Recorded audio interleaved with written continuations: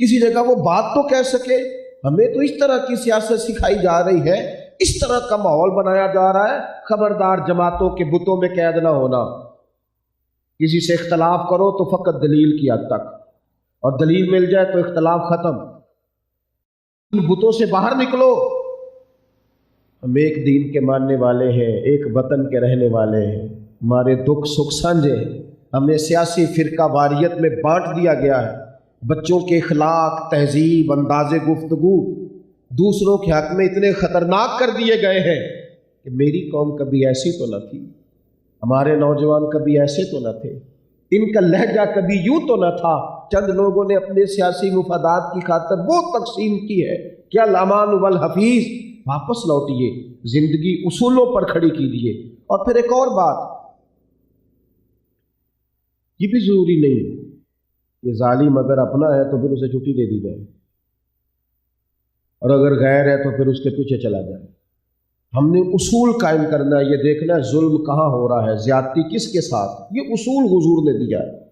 جرأت کریں، ہمت کریں۔ اگر کہیں والدہ بھی اپنی ہمارے گھر میں بھابھی کے ساتھ کوئی تلخ رویہ اختیار کرتی ہے تو احترام سے کہیں، ادب سے کہیں، لب و لہجے کو باوضو کر کے کہیں، پر والدہ سے بھی کہیں کہ اگرچہ یہ کسی کی بیٹی ہے پر بیٹی تو ہے نا۔ یہاں سے آغاز کریں، گھر سے شروع کریں۔ ہم نا بڑی ساری جگہوں پہ بڑی سارے معاملات کے اندر اس طرح بند ہوئے ہیں برادری کے خول میں، قبیلے کے خول میں، کہ ہماری کوئی نظریاتی زندگی نہیں رہی، ہمارا کوئی سوچ ہی نہیں رہی، ہمارا کوئی اصول اور قاعدہ ہی نہیں رہا زندگی گزارنے کا۔ کھڑے ہونا سیکھیں، عدل کرنا سیکھیں۔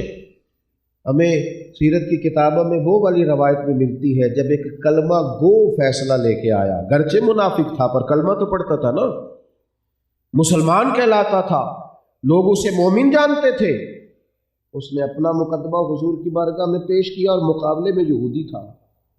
یہ کلمہ گو ہے، گرچہ منافق اور سامنے یہودی ہے، لیکن قربان جائیں اس زمین نے وہ والے فیصلے بھی دیکھے ہیں، اس آسمان کے نیچے یہ رنگ بھی دنیا نے دیکھا ہے کہ محبوب نے کلمہ گو کے خلاف فیصلہ کیا اور یہودی کے حق میں فیصلہ دیا۔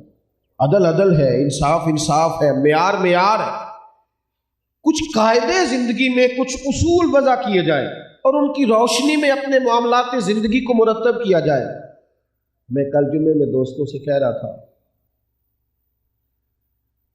ہم نے نا ایک زیادتی کی اپنے بچوں کے ساتھ، ہم نے انہیں دولت مند بننے کی تجویز دی، اور 22 24 25 26 سال کی عمر میں ہی بچے نفسیاتی سے ہونے لگ گئے، کیونکہ ہم نے انہیں یہ ماحول دیا تھا کہ پیسہ، اچھا موبائل، اچھی گاڑی، لیکن وہ خاص روحانی تربیت، وہ خاص ذوق، وہ جو میرے کریم رسول نے فرمایا 7 سال کے بچے کو مسجد لے جانا، مسجد لے جانا، بھیجنا نہیں، مسجد لے جانا، وہ جو رسول کریم حضرت سیدہ فاطمہ رضی اللہ تعالیٰ عنہ کا پاؤں مبارک ہلا کر فرماتے تھے فاطمہ اٹھنا، یہ رب سے رزق مانگنے کا وقت ہے، سحری میں جگاتے تھے۔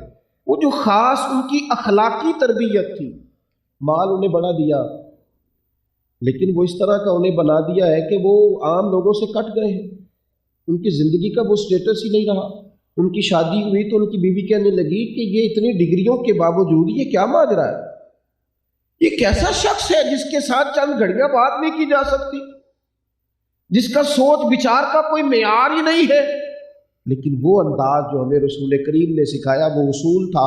اللہ کے محبوب علیہ الصلوۃ والسلام نے فرمایا کسی باپ کے لیے اپنی اولاد کے لیے سب سے بہترین تحفہ یہ ہے کہ اسے اچھا ادب سکھا دے، اسے آداب زندگی سے آگاہ کر دے، تاکہ جو اس کے ساتھ منسلک لوگ ہوں ان کی زندگی سکون میں آئے۔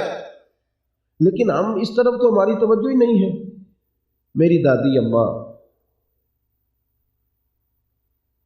میں نے اپنا ملک سارا دیکھا ہے اور مجھے پیارا بھی بڑا ہے، اور دیکھنے کے بعد زیادہ پیارا ہو گیا ہے۔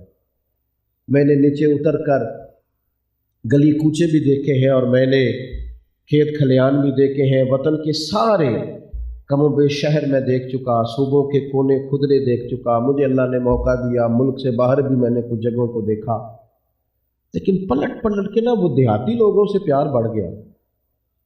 سیانے ہونے کے چکر میں بعض لوگ اتنے تیز ہو گئے کہ ہر چیز پہ انہوں نے تیزی میں تولنا شروع کر دیا. تو جو سادے لوگ تھے نا پرانے دیسی، ان سے پیار بڑھتا چلا گیا کہ یار یہ تو بڑے کمال لوگ. دادی اماں صبح تخت پوش پر بیٹھتی تھیں، تسبیح ان کے ہاتھ میں ہوتی تھی، اور نماز کے بعد وہ ایک بات کرتی تھی، خود نماز پڑھ کے کہتی تھی اٹھو نماز پڑھو تے سبق پڑھو، اٹھو نماز پڑھو تے سبق پڑھو. اور پھر جب سارے لوگ ان کے گرد، سبق کس کو کہتے تھے؟ پیپر یاد کرنا ہے آج کا. سبق کون سا؟ اگر پتہ ہے تو اونچا بولیں، کچھ بھی نہیں ہوتا، کچھ بھی نہیں تو کہنا کسے تسی دسو. تسی نہ اپنے آپ کو پینڈو سمجھو تو میں تے ہے نا، میرے تے پا دیا جی پینڈو بندے گل کی تھی. یہ بھی بڑا مسئلہ ہے. قرآن پاک ہے نا جی، نماز پڑھو اور پھر سبق پڑھو. کیا قرآن پاک پڑھو. اور پھر جب گھر کے سب لوگ ان کے گرد قرآن لے کے بیٹھ جاتے تو پھر وہ سادے لفظوں میں کہتی یا اللہ تیرا شکر ہے. یہ کامیابی ہے کسی گھر کی کہ صبح اوہو میرے بھائی جب فجر 4:30 ہوتی تھی تو پھر بھی لوگ 9 بجے اٹھتے تھے، اور جب فجر 6:20 پہ ہوتی ہے تو پھر بھی 9 بجے اٹھتے ہیں. جب مغرب کی نماز 7:15 تھی پھر بھی نیند پوری نہیں ہوتی تھی، اور جب سے مغرب 5:15 ہوئی ہے پھر بھی نیند پوری نہیں ہوتی. اس کا مطلب ہے معاملہ نیند سے نہیں ہے. ہم کوئی اصول ہی نہیں، کوئی ضابطہ ہی نہیں بنا پائے زندگی کا. ہم اپنے آپ کو اس رنگ میں رنگ ہی نہیں سکے جو رنگ ہمیں اللہ تعالیٰ نے عطا فرمایا. ہم نے اپنے لیے اس خوبصورتی کو کشید ہی نہیں کیا جس نے ہمارا ظاہر باطن سنوار دینا تھا. تو رسول پاک علیہ الصلوۃ والسلام نے اصول کے مطابق، قاعدے کے مطابق زندگی گزارنا چاہیے.